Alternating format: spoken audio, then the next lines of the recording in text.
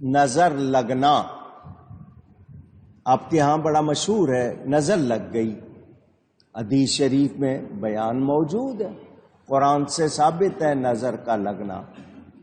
نظر اپنی بھی لگتی ہے، ماں باپ کی بھی لگ سکتی ہے، بہن بھائیوں کی بھی لگ سکتی ہے، برے لوگوں کی بھی لگ سکتی ہے، اچھی نظر بھی اور بری نظر۔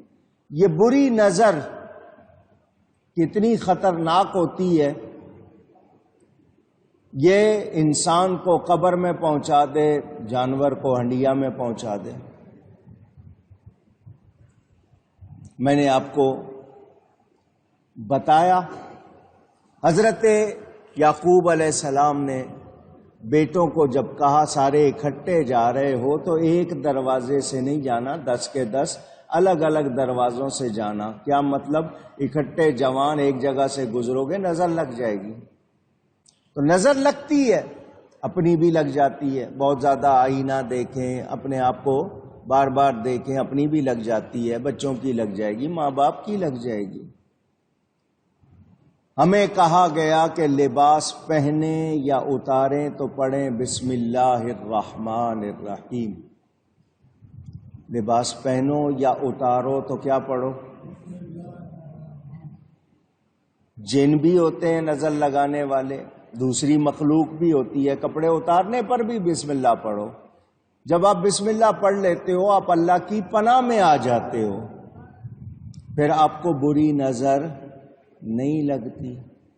بہت سے لوگ ہوتے ہیں برہنہ ہو کے اپنے آپ کو آئینے میں دیکھتے ہیں، آپ کو اپنی نظر بھی لگ جاتی ہے۔ شیطان کی بھی جنوں انسانوں میں نظر لگتی ہے، تو آپ اس کا اثر مانتے ہو، نظر کا اثر مانتے ہو۔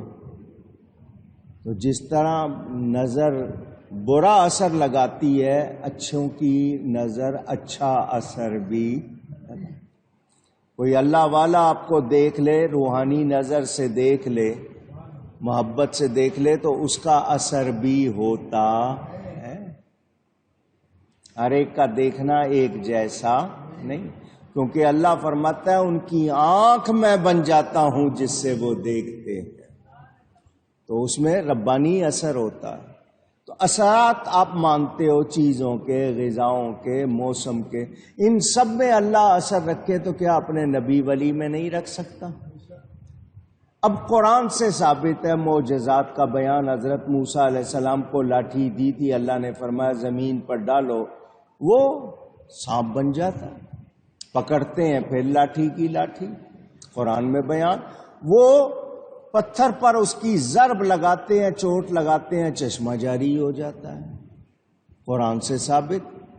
حضرت سلیمان علیہ السلام کی امت کا ولی سینکڑوں میل دور رکھا ہوا تخت پلک جھپکنے میں لے آتا ہے، قرآن سے ثابت ہے یا نہیں؟ پوچھ رہا ہوں۔ تو آج کوئی اگر جادو اور کرامت کو ایک جیسا کہے تو کیا مان لو گے؟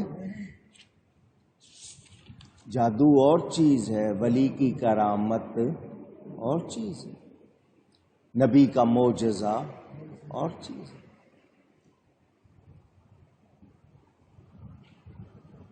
مگر انہوں نے نہیں ماننا۔ میں پوچھتا ہوں، اے انسان، تیرے اندر جتنی طاقت ہے تو اس کا استعمال کر کے کیا کچھ کرتا ہے؟ کتنی چیزیں بناتے ہو، گاڑیاں چلا رہے ہو، جہاز بنا رہے ہو، کیا کیا ایجادات کی ہیں اس انسان نے۔ انسان کے کمالات عقل کے تابع ہیں کہ اس کو عقل ملی ہے، اسی سے وہ کام کر رہا ہے۔ تو اللہ تعالی نے اپنے پیاروں کو خاص کمالات عطا فرمائے ہیں، ان کی عقل میں بھی خاصیتیں ہیں، ان کو کیوں نہیں مانتے؟ اور میں نے آپ کو بتایا تھا لفظوں کا اثر بھی ہوتا ہے، آپ کسی کو برا لفظ کہیں اس کا خون کھول جاتا ہے، تو جس طرح لفظ کا اثر برائی میں ہوا ہے اچھائی میں بھی ہوتا ہے۔ آپ تعریف کریں وہ خوش ہو جاتا ہے، آپ برائی کریں وہ ناراض ہو جاتا ہے، تو اثر ہے یا نہیں ہے؟ تو جن کی زبان پر خود رب بولتا ہے ان میں کتنا اثر ہوگا؟ تو یہ شرک کے فتوے لگانے والے حقیقت کو سمجھتے نہیں ہیں۔ تو یاد رکھنا ہے اللہ تعالی ہے عطا کرنے والا، تو وہ لوگ بظاہر ان کو بتایا گیا یہ تمہارے غلام ہیں، تمہاری خادمائیں ہیں، جن کے تم مالک بنے پھرتے ہو، اپنے آپ کو مالک کہتے ہو، کیا ہے کوئی تمہارا؟ مگر تم ان میں بھی شرکت برابری برداشت نہیں کرتے ہو، تو اللہ کے لیے کیوں شریک ٹھہراتے ہو؟ مہربانی، اللہ کے لیے شریک ٹھہراتے ہوئے تمہیں ڈر کیوں نہیں لگتا؟ اور پھر بتاؤ تمہارے پاس تمہارا ہے کیا؟ تمہارا وجود بھی ہمارا دیا ہوا، تمہارے پاس جو کچھ ہے وہ ہمارا عطا کیا ہوا ہے۔ کیا وہ اور تم اپنے مملوکہ امور میں جو اللہ کے دیے ہوئے ہیں برابر ہو سکتے ہیں کہ جیسے تم ان میں تصرف کرتے ہو ویسے وہ بھی کرتے؟ اپنے غلاموں کے بارے میں کیا خیال ہے تمہارا؟ لونڈیاں ہیں، ان کے بارے میں کیا خیال ہے؟ یہ اللہ تعالی ان کو بتا رہا ہے۔ تمہارے جو مملوکہ کا مطلب جس کے آپ مالک ہیں، ان کے متعلق خوفزدہ ہو جاتے ہو، تمہیں ڈر ہوتا ہے کہ تمہارے یہ غلام کہیں کوشش کر کے کوئی تصرف کر کے مستقل طور پر مالک نہ بن جائے تمہاری چیزوں کے، تمہیں ڈر لگا رہتا ہے۔ یعنی وہ جو تمہارے جیسے امور اور اشیاء کے مالک ہیں ان کے پاس بھی ہے، تم اپنے جیسے لوگوں سے خوف زدہ ہوتے ہو، جبکہ تمہیں یہ ہوتا ہے کہ وہ تمہارے برابر نہ ہو جائیں، یوں نہ ہو جائیں۔ سوچو، حالانکہ کوئی چیز تمہارے پاس ہمیشہ کے لیے نہیں ہے۔ کہنے والوں نے کہا نا، در حقیقت مالک ہر شے خداست۔ حقیقت میں ہر چیز کا مالک اللہ تعالی۔ ای امانت چند روزہ نزد ما است، یہ میرے پاس چند دن کے لیے ہے اور اللہ کی امانت ہے، تو امانت میں اللہ کے حکم کے مطابق کرو نا، جو مالک ہے اس کے حکم کے مطابق کرو۔ مگر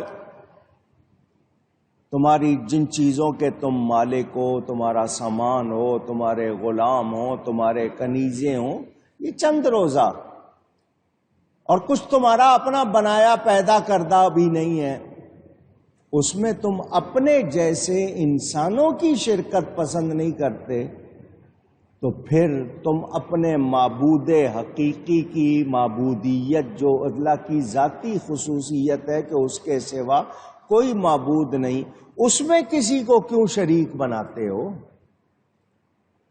یعنی تمہارے پاس جو کچھ ہے وہ تمہارا اپنا نہیں ہے، مگر اس میں تم کسی کو شریک بنانے سے خوف زدہ کہ یہ مالک نہ بن جائے، میرے ہاتھ سے نہ نکل جائے، تو تمہارا کچھ بھی نہیں ہے، رب کا ہی دیا ہوا، اس میں شراکت پسند نہیں کرتے، تو اللہ کی ذات میں کیوں کسی کو شریک بناتے ہو؟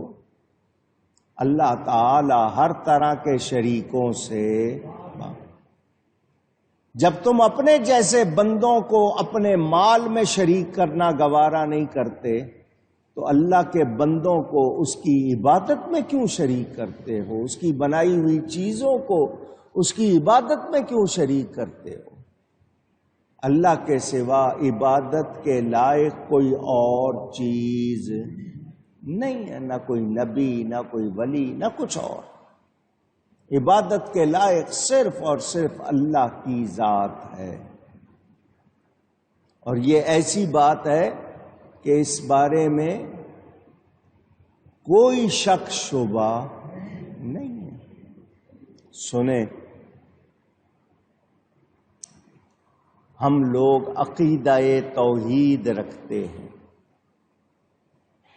عقیدہ توحید کا مطلب یہ کہ اللہ تعالی کو ایک مانتے ہیں کہ جیسا وہ ایک ہے کوئی اور ایک نہیں. اللہ ایک ہے، اس کی کوئی اولاد نہیں، خود اللہ بھی کسی کی اولاد، ماں باپ نہیں ہے، اس کی اولاد نہیں، کوئی بہن بھائی نہیں.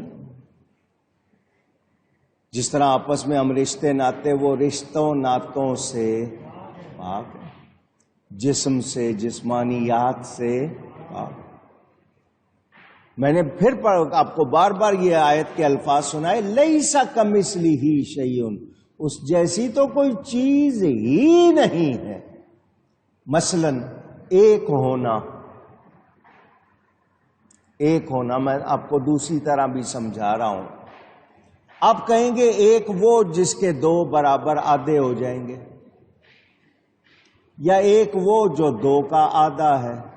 ہم اس طرح بھی اللہ کو نہیں مانتے عددی لحاظ سے. اللہ، ہم یہ نہیں کہتے کہ اللہ عددی لحاظ سے ایک ہے. گندم اور چیز ہے، چاول اور چیز ہے، لکڑی اور چیز ہے، لوہا اور چیز ہے، نوع، جنس، اس لحاظ سے بھی اللہ کو ایک نہیں مانتے. اس کو واحد حقیقی مانتے ہیں کہ جیسا وہ ایک ہے کوئی اور ایک نہیں.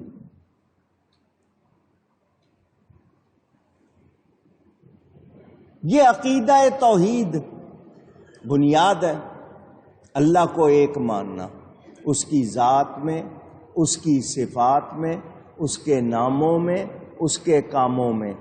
ذات، صفات، اسماء، افعال. اسماء نام ہو گئے، افعال کام ہو گئے. اللہ کی ذات، صفات، اس کے ناموں کاموں میں کوئی بھی اس کا شریک اونچی کہیے. پھر آپ کو سمجھایا تھا اللہ کے نام کچھ ایسے ہیں، اللہ نے بندوں کے لیے بھی وہ نام لیے. مثلا سمیع اور بصیر کی آپ کو مثال دی تھی میں نے. سمیع سننے والا، بصیر دیکھنے والا. اللہ سنتا دیکھتا ہے، یہی لفظ بندے کے لیے بھی قرآن میں ہے. تو سمیع اللہ بھی ہے، سمیع بندہ بھی ہے، بصیر اللہ بھی ہے، بصیر بندہ بھی ہے، مگر لفظ ایک ہے، حقیقت ایک.